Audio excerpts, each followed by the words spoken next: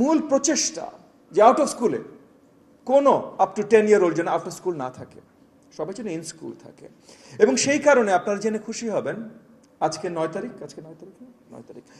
আগামী 16 তারিখে আমরা আমাদের বাংলাদেশ সরকারের পক্ষ থেকে মাননীয় প্রধানমন্ত্রী খুদ ইনঅগুরেট করবেন আমাদের প্রথম ফ্রি স্কুল ইউনিফর্ম পাইলট। ইনশাআল্লাহ একটা হাততালি দিতে পারেন আপনারা চাইলে, না চাইলেও দিয়েন দু এক সময়, একটু দেয়া ভালো, হাতের এক্সারসাইজ হয়ে যাবে, অনেকক্ষণ ধরে বসে আছেন তো ভাই। তো আমরা পাইলট করছি, এগুলো করার কারণ যেন বড়ভাবে আমরা সবাইকে উৎসাহিত করতে পারি স্কুলে আসার জন্য। আউট অফ স্কুল চিলড্রেন, এই পুরো ফ্রেজটা আমাদের সকল জায়গা থেকে আমরা মুছে দিতে চাই ভাই। আউট অফ স্কুল চিলড্রেন যেন বাংলাদেশে না থাকে। সো ওখানে আমরা ওই যে মিড ডে মিল, এটার কাজ করছি। মিড ডে মিলে আপনারা অনেকে যারা কাজ করছে, ওয়ার্ল্ড ফুড প্রোগ্রাম আজকে এখানে আছেন, সরি তাদের নামের আগের বার বলিনি, অনেকের নামই বলিনি। ওয়ার্ল্ড ফুড প্রোগ্রাম আজকে এখানে আছেন, ওয়ার্ল্ড ফুড প্রোগ্রামের সাথে আমাদের অনেক উঠা বসা হয় এই মিড ডে মিল রিলেটেড। এবং মিড ডে মিলের প্রথম 151টা উপজেলায় যে প্রজেক্টটা যতদূর যাবার কথা ছিল ততদূর এখন পর্যন্ত যেতে পারেনি।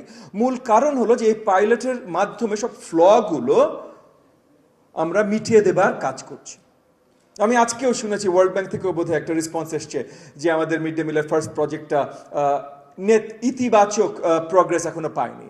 কিন্তু আমি মনে করি আসলে এই অ্যাসেসমেন্টটাও ভুল। হ্যাঁ, যত জায়গায় রিচ করার কথা ছিল ততটা রিচ করতে পারেনি, এটা সত্যি। সো এইটা যদি আপনার অ্যাসেসমেন্টের মূল ক্রাইটেরিয়া হয়, ইউ রাইট। কিন্তু আমার কাছে মূল ক্রাইটেরিয়া একটা পাইলটের হলো যে সে পাইলটের মাধ্যমে কতগুলো ভুল ত্রুটি আমরা ধরতে পারলাম এবং সেগুলো কতখানি সঠিক করতে পারলাম, ঠিক করতে পারলাম। সেই জায়গা থেকে আমাদের কারেন্ট যে প্রজেক্টটা চলছে, আমরা যতগুলো ভুল ছিল আমরা ইতিমধ্যে মনে করছি যে মোটামুটি সবগুলো ভুল আমরা আইডেন্টিফাই করতে সক্ষম হয়েছি এবং প্রত্যেকটা ভুলের প্রতিকার ডিজাইন করে ইমপ্লিমেন্টেশনে খাটাতে ইতিমধ্যে সক্ষম হয়েছে। তো আমি মনে করি এই পাইলটটা আমরা সফলভাবে সোফার ইমপ্লিমেন্ট করতে সক্ষম হয়েছি। সেটা ওয়ার্ল্ড ব্যাংকের রিপ্রেজেন্টেটিভ ওনাদেরকে একটু জানিয়ে দিতে হবে। বাট আমরা করছি যেন রিচ অ্যাবসলিউট হয়, আউট অফ স্কুল চিলড্রেন যেন না থাকে। আজকে রেমিডিয়াল এডুকেশন নিয়ে স্যার কথা বলেছেন এবং remedial education is very important for us.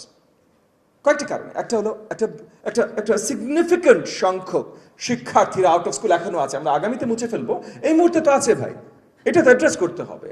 একই সাথে আরেকটা বড় সমস্যা ফাউন্ডেশনাল লার্নিং নিয়ে, যেটা আজকে দীপা স্যার ওনার প্রেজেন্টেশনও দেখালেন এবং আমরা যারা এই রুমে সবাই পরিচিত আমরা প্রাথমিক শিক্ষার সাথে।